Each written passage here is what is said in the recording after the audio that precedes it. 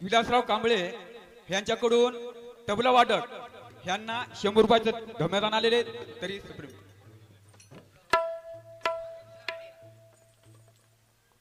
हा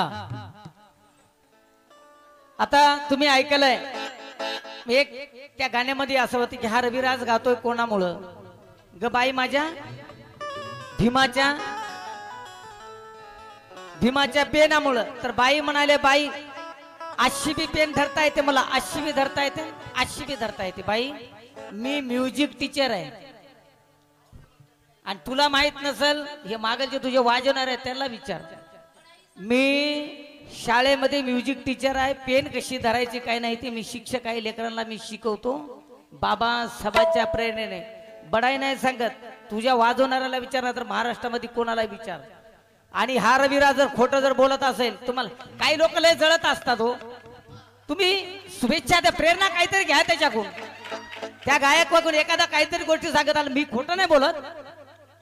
आयुष्यात माझ्या वडिलांना खूप काही गोष्टी मला चांगलेल्या, माझ्या गुरुनं मला चांगल्या गोष्टी शिकवलेल्या आहेत. मी खोटं नाही बोलत. आणि दिलीप दादा असतील, मी संगीत सम्राट मध्ये मी गायलोय तिथं गाऊन छकड लोकशाहीरांना भाऊसाठी छकड गायली. बाबासाहेब आंबेडकर यांचं गाणं माझे गुरु गीतकार संगीतकार विष्णू शिंदे यांच्यासोबत मी बाबासाहेबाचं 6 डिसेंबरचं गाणं मी बाबासाहेबाचं सह्याद्री चॅनेल म्हणजे मुंबईला त्या टीव्ही वरती गायला आपण सर्वांनी पाहिलं असाल. आणि जर नाही पाहिलं तर रविराज भद्रे माझं नाव टाका युट्यूब वरती तुम्हाला ते गाणं दिसेल. पण काही लोकांचं कसं आहे शुभेच्छा द्यायचं सोडून द्या. पण जळावी आमची फक्त खेकड्याची औलाद आहे. आमची औलाद अशी आहे, आमच्या समाजामध्ये असे काय पैदा झालेले आहेत की तो एक जर पुढे जर जात असेल ना तर त्याची खेचाखेची चालू आहे. आणि या खेचाखेचीमुळे आमच्या आंबेडकरी चळवळीची खूप मोठं आमच्या आंबेडकरी चळवळीचं नुकसान आहे. आम्ही फक्त बोलायला लागलोय, आम्ही फक्त रमाई सांगायला लागलोय. आम्ही फक्त असं रमाई होती, बाबासाहेब असा होता, बाबासाहेबांनी हे केलं, बाबासाहेबाचं संविधान फक्त आम्ही दाखवायला नाही आणलं पाहिजे. ताई संविधान हे वाचवायचं असते. संविधानामधल्या काही त्याच्यामधल्या काही कलमा आहेत त्या कलमा सांगितल्या पाहिजे, समाजाला सांगितलं पाहिजे. संविधान हे दाखवून चालत नाही हो. संविधान हे वाचलं पाहिजे. संविधान हे वाचण्यासाठी आहे, मी दाखवण्यासाठी इथं घेऊन येत नाही. आणि खरं तर काही जणाला एक जलस काय म्हणतो त्याला जलस निर्माण होते. हे हक्क आहे माझा की मी मेहनत केली, मी संगीत विशारद आहे.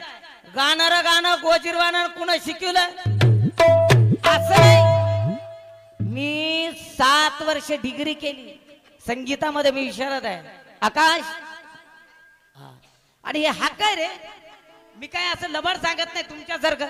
मी अंजलीन हे लातूरची वागण, मी बी नांदेड आहे मा उगनव नांदेड ये बी खऱ्याला का आहे हो. बोलाचाच बोलाचाच भात आणि बोलाचीच कडी, बोलाचाच भात बोलाचीच कडी आपलंच का. सन्मानपूर्वक आपल्याला मी ताई बोललेला आहे, सन्मानपूर्वक मी बाई बोललेला आहे. बाई आणि माझी बहीण. बाबासाहेबांना सन्मान केला होता. मी कोण माझ्या आईचा, मी माझ्या आईचा मी किंवा माझ्या बहिणीचा अपमान करणारा मी काय कोण आहे हो. आणि म्हणून सन्मानपूर्वकच बोलतो. ताई बाई असेल ताई असेल,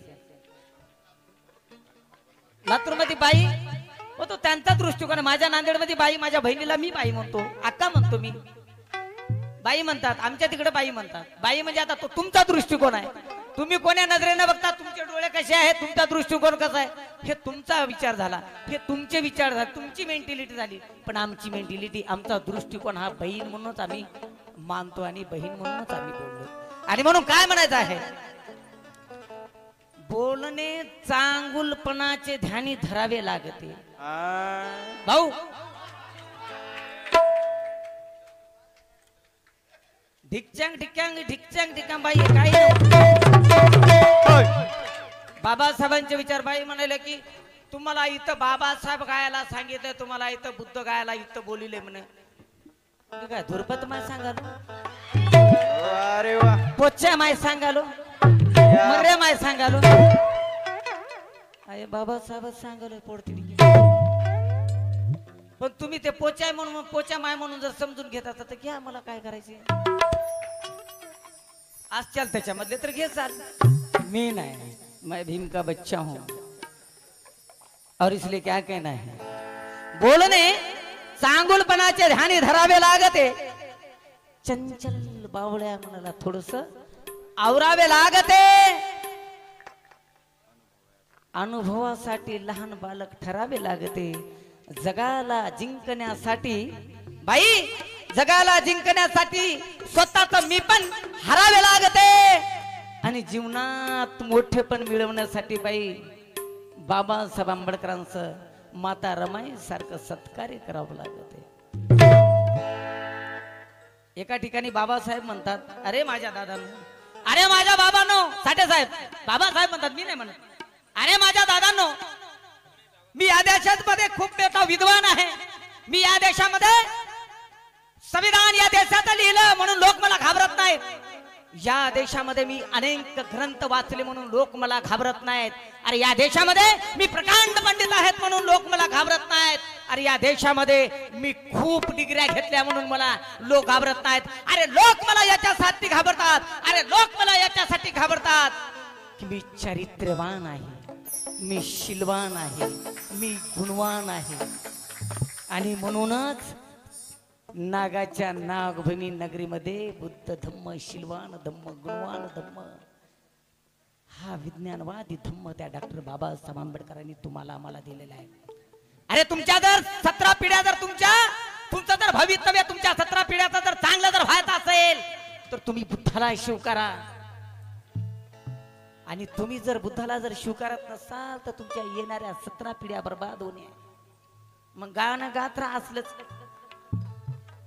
वंगळ, पण मला माझ्या बापानी, मला माझ्या गुरुनी, माझ्या लोककवी वामनदादा कर्डकांनी आम्हाला चांगली प्रेरणा दिलेली आहे, म्हणून आम्ही चांगलं गातोय गाणं. काय म्हणायचं आहे,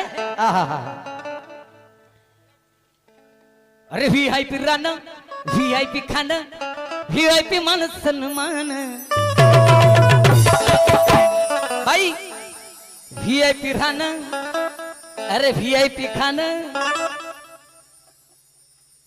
आता काय तर लोक म्हणले, बाबा ती असंच आहे, ती तसंच आहे, नी असंच आहे. काय नाही रे, मी घाबरत नसतो कोणाला, मी असं आहे म्हणून कोणाला घाबरत नाही. असे तर असे उडून गेले, आणि असे काही बोलून सांगून हे डिंगडांग करून मी का जाणारा गाणं करणार आहे.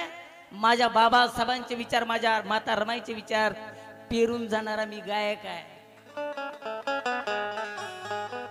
शिव्या टवाळ्या टवाळकी पूर्णपणा करून झिंजाड्या मारून असं करून जाणार नाही रे.